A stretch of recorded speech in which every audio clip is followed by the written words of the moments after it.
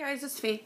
So I wanted to do a quick TTC update, a little bit of information in general that I just wanted to document, and I don't know, maybe just a little bit of a rant, but not much. I will forewarn you that some of this may be TMI, hopefully not, but like I said, I just wanted to document some of this, both for myself and maybe if there's anybody else out there going through this that excuse me, was wondering about some of the same things that I have or had been.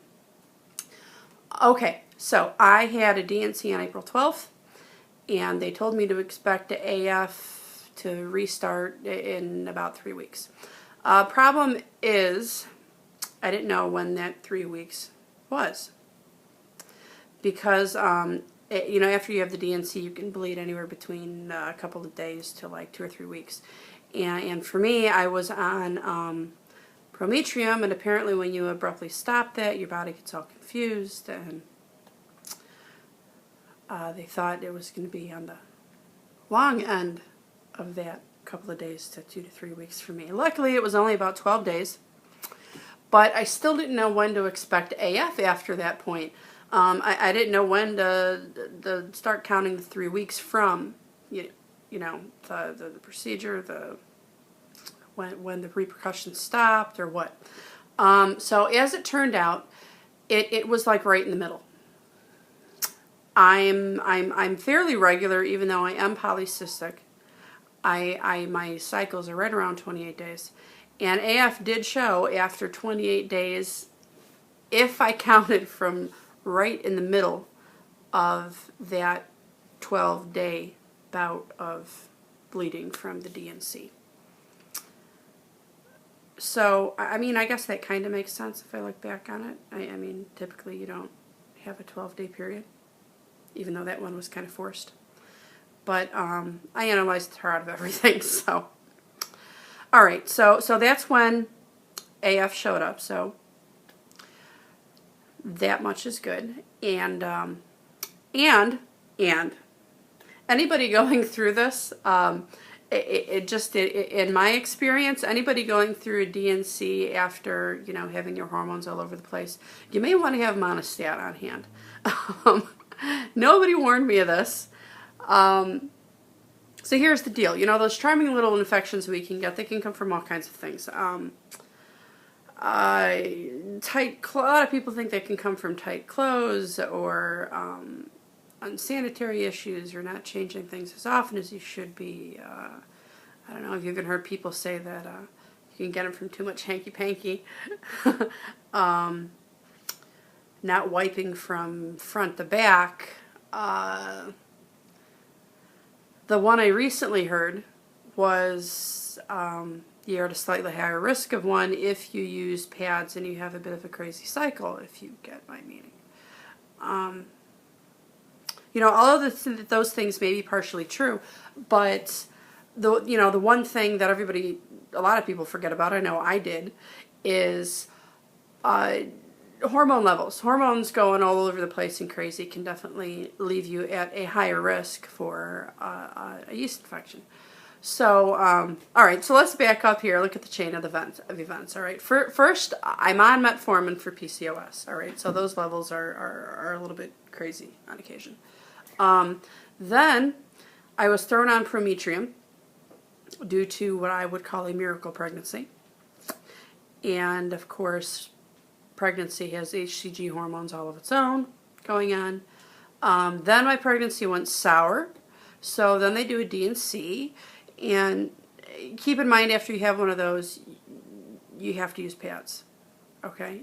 And my body hasn't seen one of those since I was like a preteen. Enough said on that.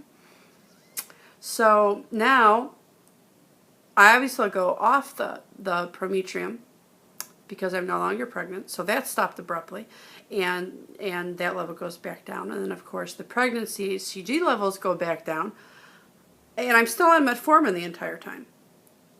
So wait 4 weeks, AF comes again,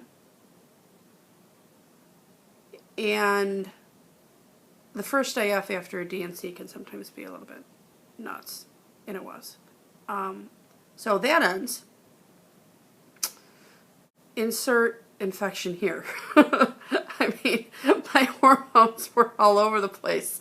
And you know, it kind of makes sense that I'd be at a high risk from one of those even without explaining all of this.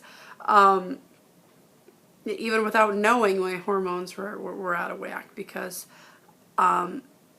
really I didn't even feel like myself until recently. I didn't. And you know, if you're interested, go back and watch some of my TTC vlogs. And I think you can visually see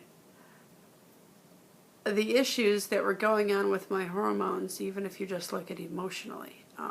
I was just, I was messed up. My hormones were all over the place. I'm still not entirely positive if I'm entirely correct, but I'm certainly much better than I was. So that's a good thing.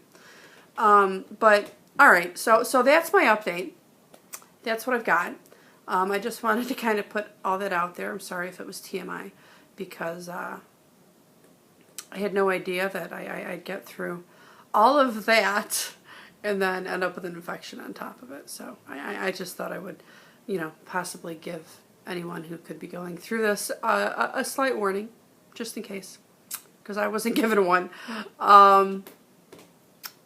So I'm currently smack dab right in the middle of my 2-month wait.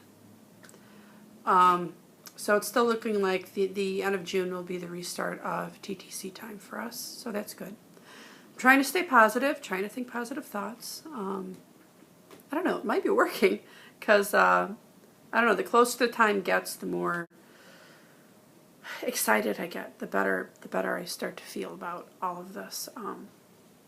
I don't know, like I've got a good feeling that this will work. You know, we have June, July, August.